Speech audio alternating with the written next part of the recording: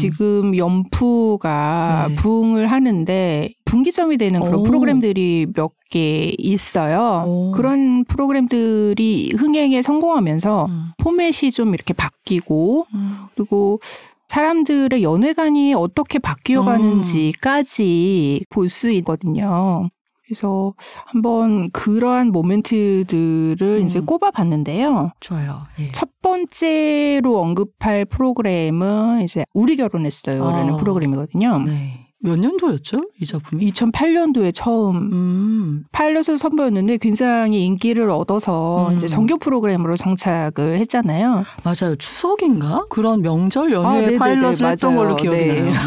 기억하시네요. 네. 재밌게 봤어요, 한동안. 네. 그러니까 이 프로그램은 스타 웨딩 버라이어티를 표방을 했거든요. 그러니까 스타들이 이제 가상의 신혼부부 컨셉으로 등장을 했는데 제가 우결을 이런 획을 그는 프로그램으로 꼽는 가장 결정적인 이유가 뭐 단순히 뭐 큰 인기를 얻었다를 떠나서 아까 전에 이제 연프가 연애 버라이어티에서 연애 리얼리티 프로그램으로 이제 이동을 했다고 말씀을 드렸는데 그 가교 역할을 한 프로그램이 우리 결혼했어요거든요. 그렇구나. 생각해보니까 그러네요. 네. 그러니까 이게 비록 가상의 신혼부부 컨셉을 내세우기는 했지만 관찰 카메라를 도입을 해서 굉장히 일상적인 이들의 모습이나 이야기들을 담아내고 또 속마음 인터뷰를 통해서 내가 이런 순간순간 상대방에게 어떤 감정을 느꼈는지 고백하는 장치들을 보면은 요즘 유행하는 그 연애 리얼리티 프로그램의 원형이군요. 그렇죠. 그래서 지금의 어떤 연애 리얼리티 프로그램에서 이제 친숙하게 볼 수 있는 장치들이 우리 결혼했어요를 통해서 시도가 됐었고 물론 이때만 해도 아직 스튜디오에 진행자가 따로 있었어요. 이휘재 씨, 김원희 씨, 이혁재 씨가 MC 역할을 맡고 출연하는 커플들이 그 웨딩드레스와 턱시도 차림으로 결혼식장 모양의 세트에 앉아가지고 서로 이렇게 인터뷰도 하고 그래서 옛날 전통적인 포맷이 이렇게 살짝 결합이 돼 있는데 많은 사람들이 이 프로그램이 처음 등장을 했을 때 하는 말이 도대체 가상이냐 리얼이냐. 맞아. 그러니까 대본이 어디까지 있는 것이냐. 기억나요. 그때 막 저거 다 대본이야 막 이러기도 하고. 네. 대략의 대본은 있지만 그 순간순간에 우리가 느끼는 감정들이나 우리의 반응들은 리얼이다. 이렇게 또 주장을 했거든요. 그러니까 우리가 연애에서 대리만족을 느낄 만한 그런 판타지적인 측면을 그런 가상의 컨셉트가 담당을 하고 있고 지금의 연애 리얼리티에서 우리가 얻는 이건 정말 너무 공감이 가. 이런 감정들은 리얼한 스타들의 모습을 통해서 우리가 또 느낄 수가 있는 거죠. 가족들도 나오고 막 그랬잖아요. 네, 맞아요. 어머님이 이제 반찬 갖고 등장을 그 신혼집에 방문을 하시기도 하고요. 네. 무슨 서방 왔냐 뭐 이러면서.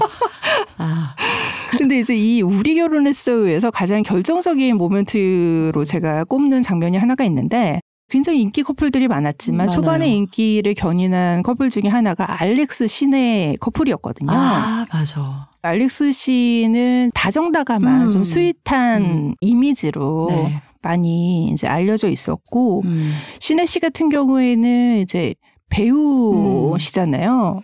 예능 출연의 모습 자체가 좀 희귀한 그런 케이스였는데 이 둘이 이제 신혼부부 역할을 하면서 아직은 어색한 사이니까 서로에게 좀 이렇게 쭈뼛쭈뼛하는 과정에서 알렉스 씨가 특유의 스윗함으로 이렇게 다가가서 마음을 열어주는 그런 전개가 이 커플의 어떤 관전 포인트였어요.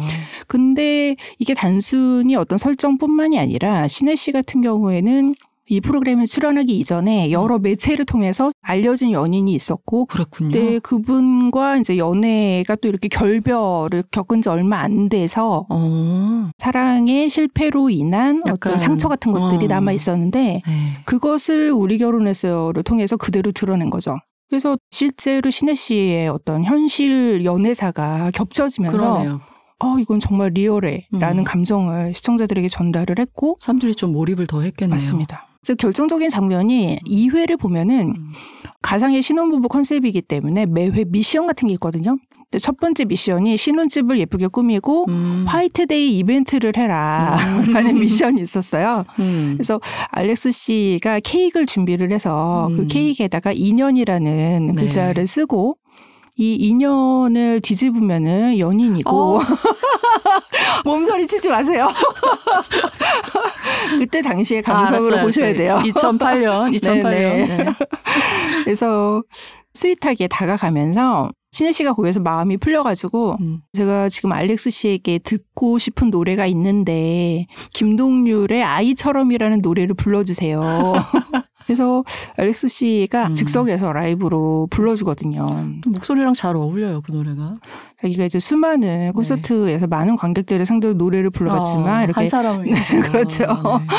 그 순간이 엄청나게 화제가 되면서 이 우결이라는 프로그램이 가상의 컨셉이긴 하지만 그 순간에 오가는 어떤 감정의 교류만큼은 진짜다. 어떤 진정성이 있다라는 거를 시청자들에게 설득을 시켰어요. 그 장면을 통해서. 그리고 또 공연하는 가수고 배우는 연기하는 사람이고 그 순간에 카메라가 돌고 있고 그러면 그거는 사실 딱 거짓이야라고 말할 수는 없는 그게 있잖아요. 순간을 그렇죠. 잘라는 미시적으로 진실이 있는 거죠. 거기는. 그러니까 그게 또 화면을 넘어서 우리한테 이제 전달이 되는 거고. 맞아요. 그리고 이제 알렉스 씨가 중간에 이제 솔로 앨범 발매 작업 때문에 프로그램에서 이렇게 하차를 하면서 더 이상 촬영을 못하게 되니까 좀 이렇게 눈물을 흘리는 그런 장면들도 있었어요. 그럼 만나면 되지 뭐, 그럼. 그래서 시청자들이 너무나 아쉬워서 좀 아니 근데 이거 이상하게 몰입되네. 이 연애 얘기가 별거 아닌 것 같은데 시간 가는 줄 모르겠네. 그래서 결국에는 시청자들의 성원에 못 이겨서 다시 재결합을 하게 돼요. 컴백을 하고. 아니 낭만의 시대다, 낭만의 시대. 그때만 해도 그랬죠. 2008년도에 한창 뭐 인스턴트 러브라는 말이 유행을 하면서 사랑이란 말에 담겨있는 어떤 진지함이라거나 신중함, 엄중함 이런 것들의 무게가 많이 약해진 그런 시대잖아요. 그 사람들이 한편으로는 비록 가상의 컨셉이지만 그 안에서 정말 어떤 낭만적인 사랑의 풍경을 보여주는 커플들의 이야기에 많이 몰입을 했던 것 같아요. 그렇군요. 결정적인 장면. 알렉스 씨가 신혜 씨에게 아이처럼을 불러주던 장면. 축하드립니다. 선정됐습니다. 결정적 모멘트로. 우결이 이제 10년 동안 큰 인기를 끌면서 10년이면 강산이 변하듯이 시대가 바뀌면서 연애 리얼리티의 시대가 오게 되는데요. 그 중간에 등장을 한 게 바로 이제 짝이라는 프로그램이에요. 기억납니다. 이거는 이제 많은 분들이 아실 거예요. 남자 1호, 여자 1호 이런 호칭으로 그게 여기서 나온 거예요? 네, 맞습니다. 이 프로그램이 이제 2011년도에 SBS에서 첫 방영을 했는데 연애 리얼리티 프로그램의 탄생을 알린 그런 순간이었고요. 일반인. 맞습니다. 이 프로그램이 원래는 이제 파일럿이라고 해야 될까? 2010년도에 SBS에서 문화 인류학적인 탐사를 하는 다큐 시리즈를 내놨었는데 그 중에 하나가 이제 짝이라는 제목으로 우리나라 사람들이 짝을 찾는 심리는 뭘까 뭐 이런 것들을 좀 이렇게 분석하는 다큐멘터리로 처음에 방영이 됐었는데 이게 좀 호응이 좋아가지고 아예 연애 리얼리티 프로그램으로 이제 정규 방영을 시작을 한 거죠. 그래서 일반인들이 출연을 했고 또 우결에서 시도를 했었던 관찰 카메라가 거기에서 사람들이 계속해서 이제 관찰하는 그런 형식이었고요. 또 인터뷰 따고 여기도. 네, 맞습니다. 그리고 이 프로그램은 잔혹 통속 다큐멘터리를 표방을 했어요. 시청자들 사이에서는 뭐라고 불렀냐면 이게 동물의 왕국의 인간 버전이다라고 이야기를 많이 했거든요. 그때는 이 정도만 돼도 엄청 매운맛이라고 생각을 했던 건가요? 그렇죠. 연애 리얼리티 프로그램의 매운맛을 시청자들이 이 프로그램을 통해서 이제 처음 경험을 한 건데요. 단순히 어떤 표현 수위가 높다 이런 것이 아니라 우리가 이제 기존의 선남 선녀 연예인들의 판타지적인 팬시한 연애 프로그램들만 보다가 일반인들의 날것의 감정을 처음으로 이렇게 직면을 하게 되니까 거기에서 오는 어떤 쇼크 같은 게 있는 거예요. 근데 큰 문턱을 하나 넘은 거네요. 그렇죠. 그래서 네네. 기존의 연애 프로그램들이 대리만족을 주었다면 여기에서는 사람들이 짝을 찾는 과정에서 겪게 되는 여러 가지 감정의 변화들을 관찰을 하게 돼요. 역시 그 뿌리가 문화인류학적 다큐멘터리가 네, 그런가 맞습니다. 봅니다. 네. 이게 이제 여성 출연자의 숫자가 좀 적거든요. 한두 명 정도. 그러다 보니까 짝이 되지 못하는 불균형이 생기겠죠. 그래서 그 커플 경쟁에서 살아남기 위한 고군분투가 굉장히 잘 보이는 그래서 경쟁 구도가 좀 훨씬 더 심화되었고 그래서 정글이라 그랬구나. 맞습니다. 네. 어떤 미션을 보면은 커플이 되지 못하면 도시락을 혼자 먹어야 돼요. 그러니까 이게 꼭 내가 이제 좋아하는 사람과 짝이 되지 못한 그런 서러움보다 혼자 남겨진다는 것에 대한 두려움? 좀 문제가 있네요. 솔로 지옥, 커플 네네. 천국처럼 반드시 짝을 찾아야만 제대로 된 삶을 사는 것 같은 느낌을 맞습니다. 벌칙에서 주잖아요. 네. 그러니까 그런 소외감 같은 것들이 좀 적나라하게 드러났고 경쟁 구도가 심화돼서 서로 이렇게 질투하고 그 짧은 시간에 굉장히 몰입해서 분노하고 슬퍼하고 좌절하고 그러니까 연프에서 좀 이렇게 숨기고 싶어하는 어두운 부분들. 맞습니다. 그런 감정들까지 굉장히 날것으로 표현을 했기 때문에 그것도 오락이 된 거네요. 그렇습니다.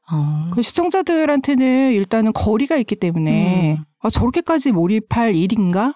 라고 생각을 많이 하게 되죠. 근데 그 안에 당사자들은 누구보다 심각한 거죠. 이때부터 빌런이라는 존재가 생겼나요, 혹시? 그렇게까지는 아니었어요. 프로그램 자체가 좀 빌런이었죠. 저렇게까지 출연자들은 좀 날것으로 상냥한 말투로 팩폭을 하시네요. 네. 좀 잔인하게 담아내야 될 필요가 있을까? 뭐 이런 얘기를 사람들이 많이 했고 아까 이제 우결이 연애 리얼리티 프로그램에 원형을 보여준 몇 가지 장치가 있다라고 말씀드렸는데 짝도 마찬가지거든요.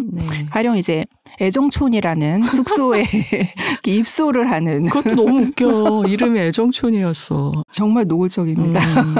그래서 짝이라는 간판을 내걸고 그 애정촌이라는 숙소에 입소를 해서 출연자들이 다 함께 부딪히면서 생활하는 그래서 그 짝짓기 과정뿐만이 아니라 동성 출연자들끼리 자신의 방에서 같이 서로 이야기를 나누고 그쵸. 뭐 눈물 흘리고 뭐 싸우고 이런 감정들까지 그대로 보여주는 그런 숙소에서의 그 일상 다큐멘터리까지 도입이 됐고 또 하나는 지금 연애 프로그램에서 너무나 낯익은 클리셰 중에 하나가 이런 숙소에 출연자들이 이렇게 트렁크를 끌고 오는 순간 이미 경쟁이 시작이 되거든요. 그렇죠. 보통은 이제 남자들이 먼저 와 있고 여성분들이 일부러 힘들라고 이렇게 계단이 있는 숙소를 잡아요.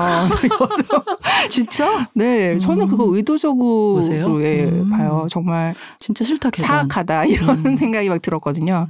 그래서 일단 여성분들은 잘 이렇게 차려 입고 굽이 있는 구두를 신고 트렁크가 무겁잖아요. 그래서 그거를 킹킹대고 가지고 오면은 이제 남성 출연자들이 눈치를 보다가 재빨리 가서 이렇게 들어주고.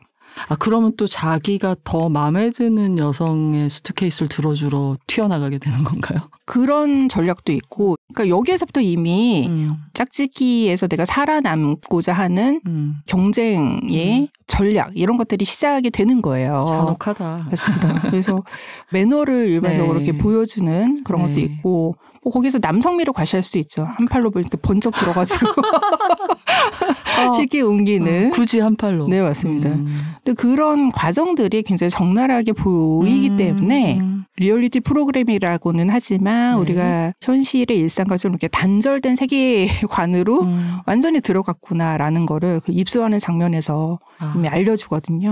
일단 우결하고 이 짝 큰 차이는 그런 것 같네요. 우결은 되게 맘 편히 볼 수 있고. 네네네. 이건 이제 불편함을 감수하는 그런 매운맛을 포함해서 보는. 맞습니다. 그러면은 여기서 프로그램 성격을 단적으로 보여주는 결정적 장면은 그 여성들이 수트케이스를 들고 돌계단을 올라오는 그 장면이겠네요. 그거라고 봐요. 네. 대부분의 연프의 오프닝 클리셰가 된 그 장면이고요.